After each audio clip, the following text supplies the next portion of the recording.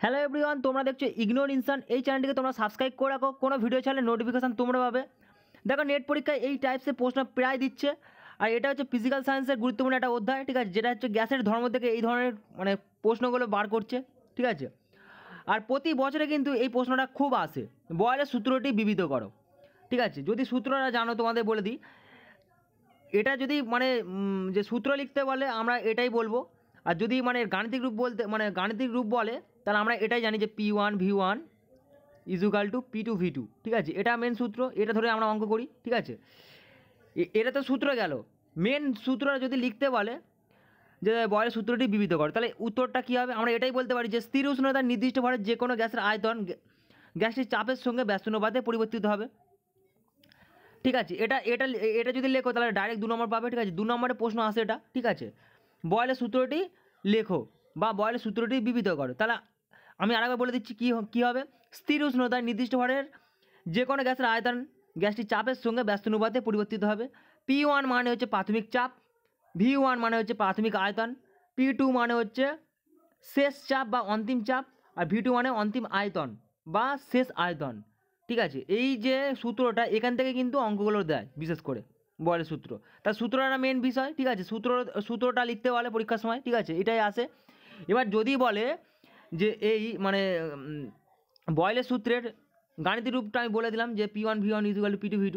যদি বলে সূত্রের ব্যাখ্যা, তাহলে আমরা এটাই বলতে পারি, ধরো টি ডিগ্রি সেলসিয়াস এটা ধরছো, ঠিক আছে। ধরো টি ডিগ্রি সেলসিয়াস উষ্ণতায়, ঠিক আছে, যদি কোনো নির্দিষ্ট ভরে গ্যাসের চাপ, ঠিক আছে, এখানে সূত্রটা ব্যাখ্যা করছি। ধরো গ্যাসের চাপ ধরো P হয়, ঠিক আছে, হলো, এবং আয়তন যদি V হয়, যেটা আমরা জানি যে P1 V1 equal to P2 V2, তাহলে বয়েলের সূত্র অনুযায়ী তাহলে কী হবে? মেন V1 ডিভাইডেড বাই কী হবে? P।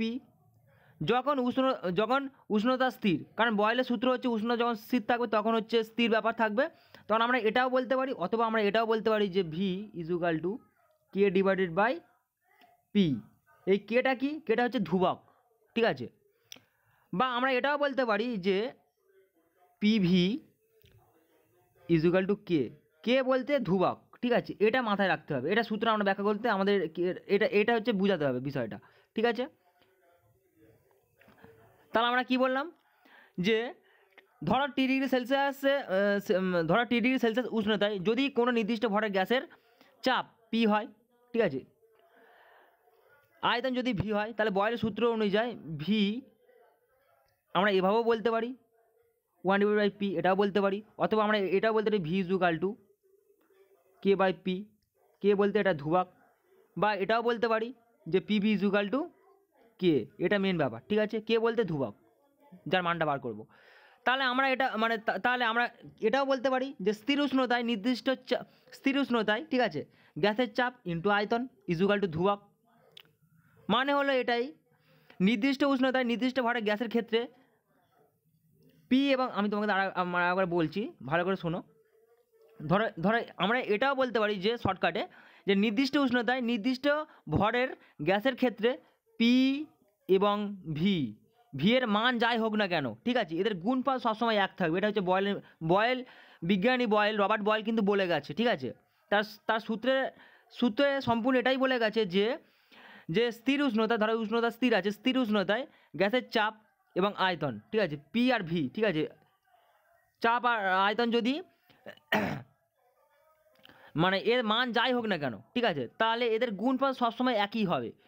যেমন আমরা এটা বলতে পারি যে, যেমন এটাও বলেছে P1 V1 P3, তাহলে মানে কি হবে? এটাকে আমরা ব্যাখ্যা করতে পারি, তাহলে আমরা কি বলতে পারি? আমরা এটাই বলতে পারি P1 V1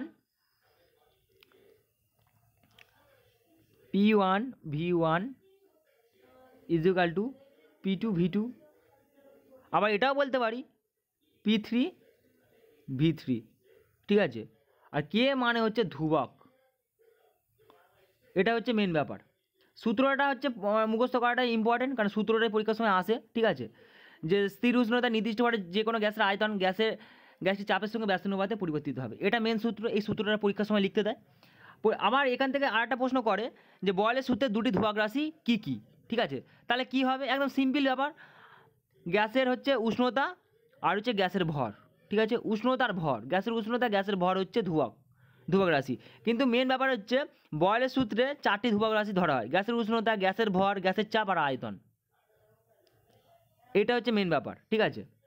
এইগুলো কিন্তু পরীক্ষার সময় আসে, এইগুলো লিখলেও 2 নম্বর, ঠিক আছে। 2 নম্বরে এই প্রশ্নটাও আসে যে বয়েলের সূত্রের 2টি ধ্রুবক রাশি কী কী, ঠিক আছে। তাহলে আমরা কি জানলাম, গ্যাসের উষ্ণতা, গ্যাসের ভর, এটা তো মেন ব্যাপার। এবার যদি 4টি রাশির নাম বলতে বলে, গ্যাসের উষ্ণতা, গ্যাসের ভর, গ্যাসের চাপ, গ্যাসের আয়তন, সিম্পল ব্যাপার। সো গাইস, আজকে ভিডিওটা আমি এখানে শেষ করছি, ফের নেক্সট ভিডিও ফিরছি। তোমরা যারা দেখছো দেখার জন্য ধন্যবাদ। Thanks for watching this video.